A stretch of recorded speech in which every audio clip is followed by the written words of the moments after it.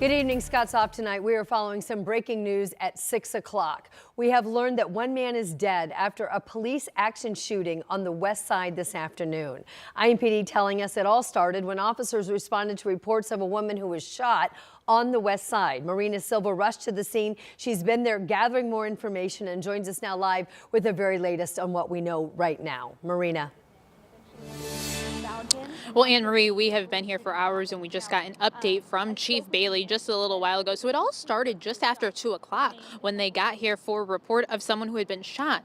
Police say a suspect description was given to them when they got here and they were in their marked patrol vehicles. They saw shots fired towards them. They say this is captured on camera. Now, as they were trying to take cover, they could see the suspect with a machete over his head and a firearm in another hand. He then ran towards police, and that's when an IMPD officer fired their weapon. When the suspect was taken to the hospital, they also found a woman who had been shot in the backyard of a home. She is now in stable condition. Now, we did hear from Chief Bailey, who talks about all police action shootings, saying nobody wants this to happen. None of us want to be here at this moment talking about these things. It's hard to put into words just how violence like this impacts communities and our police department, and it's been far too often over the past several years. And I've said it many times before, we have to find other ways to deal with our conflicts other than with the use of a handgun. Reporting here in Indianapolis, I'm Kyla Russell for Wish TV. Now, Anne Marie, police do say that there is no direct threat to this community, but they will be here for hours investigating this. I'll send this back to you. All right, Marina Silva reporting for us live tonight from the west side near the 300 block of South Warman near Jackson Street. Marina, thank you. Snow is going to have an impact for our Friday morning drive, so we want to make sure you're prepared now for what's headed our way late tonight through the day tomorrow. Off and on snow showers, some steadier bursts of snow possible the early half of Friday with some gusty winds as well. That'll bring those wind chills down into the teens and 20s.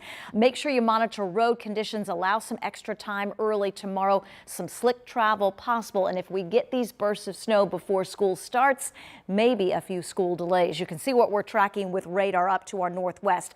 Radar is clear locally right now. That will change overnight and early tomorrow. And coating to an inch for most of central Indiana. Once you move north, an inch or two for Kokomo, Marion, Muncie, and then several inches expected across the far northern part of the state. So the local timeline at 11 will have some mixed rain and snow showers developing. Then it transitions to all snow early tomorrow morning. It's not a lot of snow, but the timing is impactful during that Friday morning commute.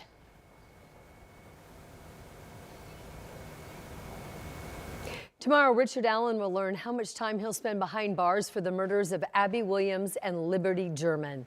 Allen's attorneys filed a memorandum letting the court know that they are not expecting the defense to say a lot at the hearing tomorrow. That's because they do plan to appeal Allen's conviction. 13 News reporter Emily Longnecker is here with who we likely will hear from at that sentencing hearing that kicks off in the morning. Emily. Both the prosecutor and the defense have the chance to present evidence just like they did at trial. This time, the idea is to support whatever sentence they're asking the judge to give Richard Allen. We now know from this defense memo that Allen's lawyers will limit their comments because they plan to appeal, and Richard Allen and his family are not expected to testify. If the families of Abby Williams and Libby German want to speak before Allen is sentenced, Friday's hearing will be their chance. I think it can be somewhat therapeutic for those families to have an opportunity to have their moment and have their day and have their say in this process. 13 News legal expert and criminal defense trial attorney Katie Jackson-Lindsay says victims' families aren't required to speak. They can submit written testimony for Judge Francis Gall to consider. Whatever happens, Jackson-Lindsay says it's likely to be emotional. So when you're talking about 2 deaths from a situation that happened so many years ago where people have kept their emotions bottled up and now they have this platform to really talk about how they've been affected by this, I would expect emotions to be very high. In a memorandum, Allen's attorneys say Allen maintains his innocence and they plan to appeal and seek a new trial. According to their memo, quote, The practical reality is that unless this matter is reversed and retried, Richard Allen is likely facing the rest of his life in prison. The defense is asking Judge Gall to consider the following before handing down her sentence. Allen has no criminal history. They say if Allen serves a long sentence, it would create a financial hardship for his wife.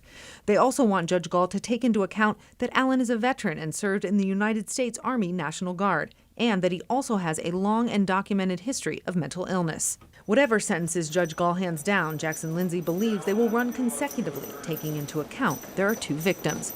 That means the number of years Allen gets for killing Abby will be added to the number of years he gets for killing Libby. All total, that could be up to 130 years. Any sentence that he gets, even if it's the minimum, even with good time credit, he will serve a life sentence.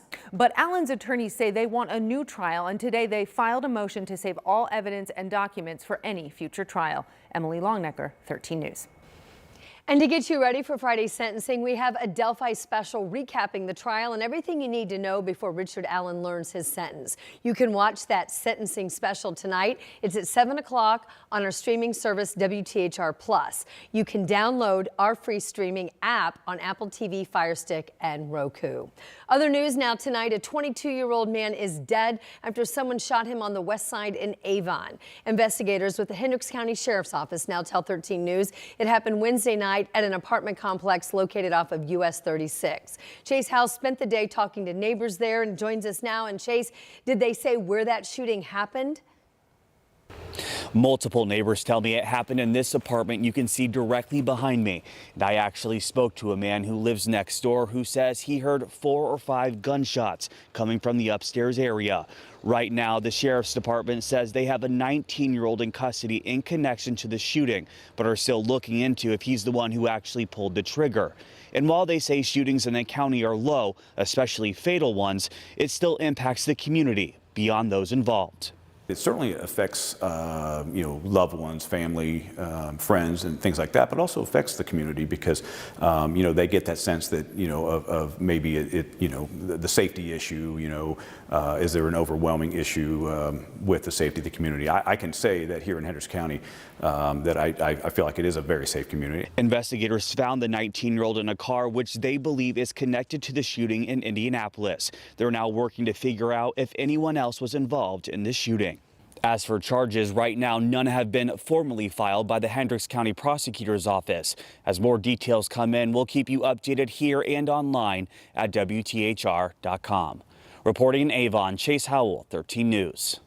Tonight, we're learning how much more money Indiana is going to need to take care of our highways and bridges across the state. Current estimates show that we face a $2.4 billion shortfall to replace roads that are in poor condition over the next 10 years. According to our partners at the Capitol Chronicle, lawmakers gathered at the State House to provide recommendations today. That includes increasing investment in state and local roads and finding new sources to cover the costs.